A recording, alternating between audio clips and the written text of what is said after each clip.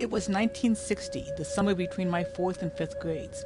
My brother's first grade teacher, Mrs. Bullock, told us that on our summer trip to Colorado we had to look up her full-blooded Indian friend, Charlie Eagleplume. We had driven for hours in the Rocky Mountains in a car with no air conditioning. Are we there yet? Get your teddy bears on your side of the line. I'm thirsty. I think I'm gonna be sick. That sign says there's Cokes ahead at some place called Charlie Eagleplume's. That's the Indian Mrs. Bullock said we should go to see. Neato, as long as it gets me out of this car and away from you. Get your teddy bears on your side of the line.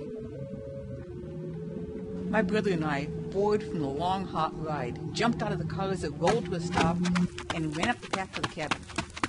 There he was, sitting at the top of the stairs on the porch.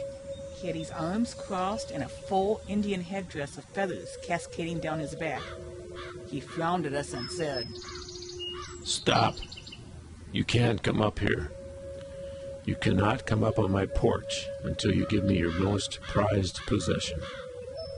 All of my stuffed animals, my prized possessions, flashed through my mind. My brother put his hand on his wallet and said, I really don't have much money. You don't even know what your most prized possession is, do you? I thought I'd rather go back and sit in the hot car than give up one of my teddy bears. Your most valuable possession is your friendship. If you give me your friendship, you may come up on my porch and enter my home. And in return for your friendship, I will give you mine. As a further token of his special friendship, he let us look through boxes and boxes of Indian arrowheads that he had inside his house. My brother and I were each allowed to choose a single arrowhead. I still have mine, 50 years later.